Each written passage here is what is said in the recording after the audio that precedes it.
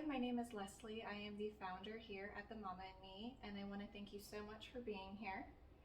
At The Mama and Me, every month we highlight a mama who is out there doing incredible things, and this month we have the honor of featuring Shannon. Shannon is a life coach and a published author. She specializes in the grief process and healing process of a miscarriage. Now, I want to take a moment and recognize that this is a very personal and a very emotional topic that we're going to be discussing, and I promise that it will be given the respect that it deserves.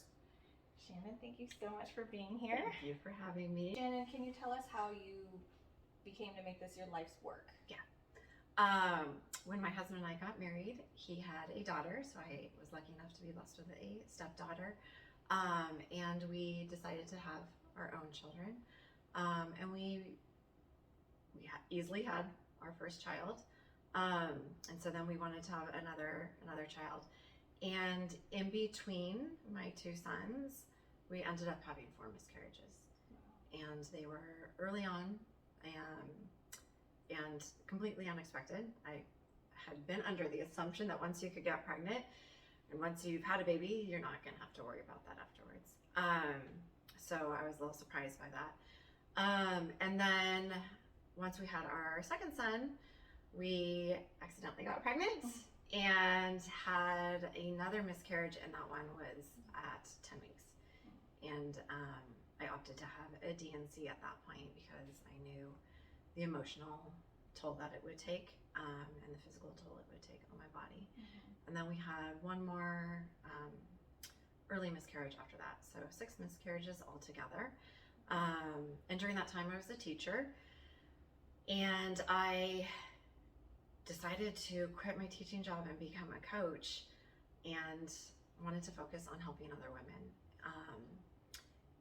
And at the exact same time that I was becoming a coach, I decided to start my own app called Miscarriage Warrior, because we needed a space to go to, someone to turn to.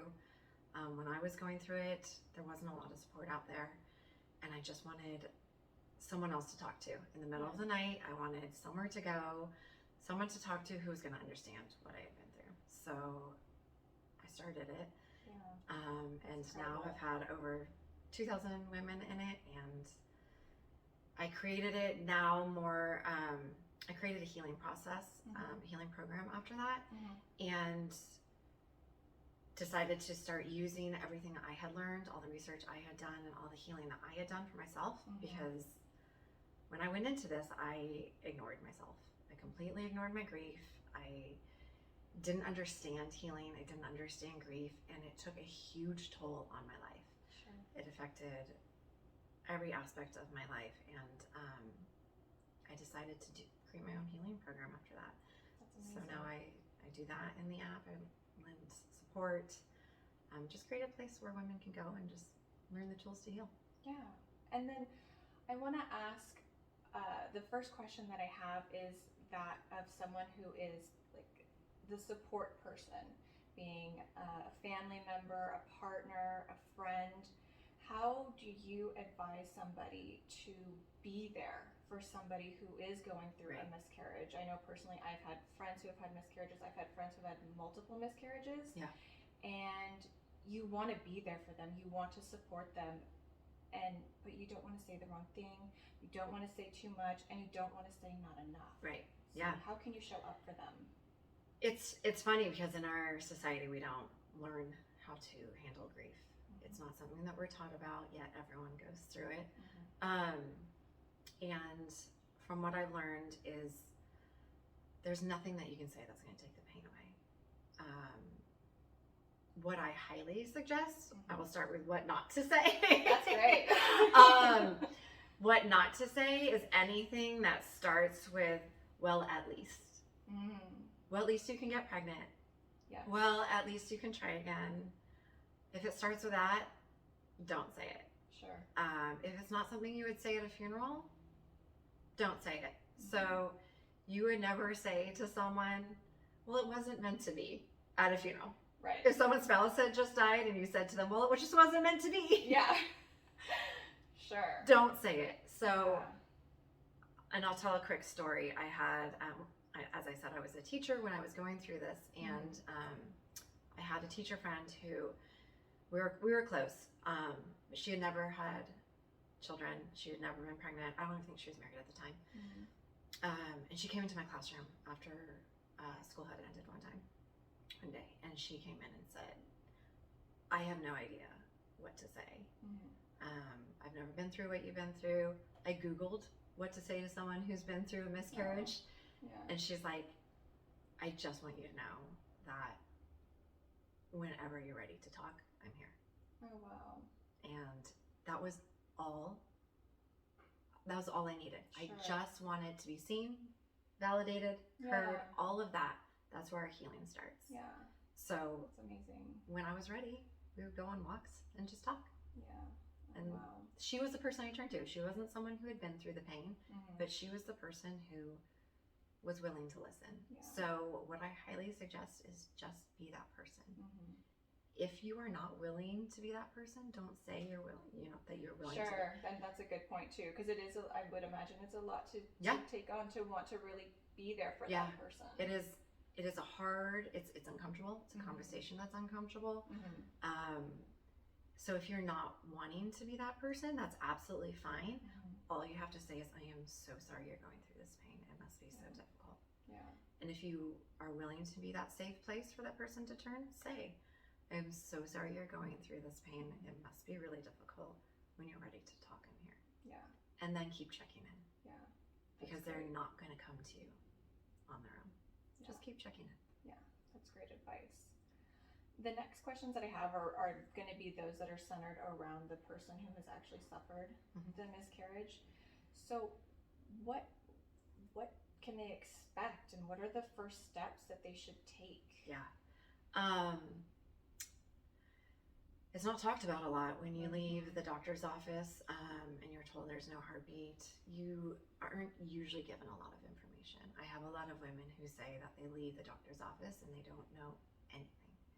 So I actually have a pamphlet that I put together, but what to expect, expect a lot of bleeding. This isn't Hollywood. This isn't something where you end up on the ground in the bathroom and for half an hour and then it's over. The bleeding can last for days, weeks.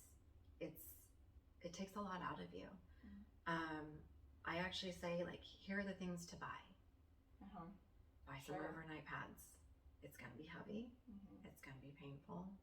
If you can ask your doctor if you're okay with taking pain meds, get some ibuprofen, get some Tylenol or Advil or whatever your doctor suggests. Buy a journal, something that you can write your emotions in. That's great. Drink a lot of water. Brene Brown talks about radical self-care.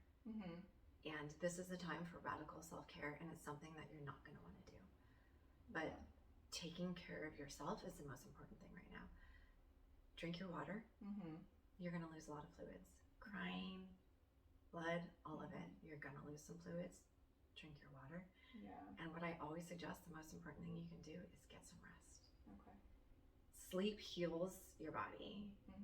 Your emotions are going through a lot. Your brain is rewiring itself to accept this new reality. It's confused. It's going to need to rest. Your body's going to be exhausted. So you need to rest. Get some sleep. Eat healthy food. If you're willing to and ready, go for a walk. Get outside, move your body. It helps with the healing process. So those are the things that I say, take these first steps, radical self-care. That's the most important thing right now, is take care of yourself, take care of your emotions. And is there anything else that you would suggest to somebody that they could do to care for themselves, aside from the sleep and fluids, and when they're feeling ready, maybe some fresh air? Journaling for sure. You may not be ready to talk to someone at first. So journaling your emotions, I never suggest more than 15 minutes, or you kind of get into a spiral, like a goose spiral. So journaling, when you are ready to talk about it, find someone safe who you know is going to be accepting, and not try to fix your feelings. I I obviously highly suggest going on to the Miscarriage Warrior app. Yes, of course. You're going to find a community there that's going to support you. They're going to help you through it. Yeah. You're going to be surrounded by people who have been through something similar, and they know the grief. So, and yeah, go for a walk, meditate if you can. Are there any apps you recommend or any types of meditation that have been helpful or that you recommend? I actually listen to a certain it's like a certain beat, and it helps. I can't remember, it was 40 something, and it helps your brain kind of help meditate. But there are a lot of different meditation apps you can find. You could just on Spotify, Google, Calm app, any of those would be helpful. Yeah. Okay. So my next question that I want to ask you is, how does the grief from a miscarriage, how does that change you? Yeah. Grief completely changes the wiring in your brain, which I was not aware of. And when you're in grief for an extended period of time, which I was with my recurrent pregnancy losses, I was in grief for over a year. It changed my wiring, it changed my brain, and you don't even have to be in grief for a year like I was in order for it to change you. I started pulling away. I started disconnecting myself from my loved ones. I wasn't going to events. I avoided people. I avoided baby showers. I even started pulling away from my own son, who we had tried so hard to conceive. And so yeah, it completely changed who I was. I used to be a very outgoing, happy, laughing person, and it made me not that way anymore. So I had to do my own work and go through my own healing process to rediscover myself. Yeah.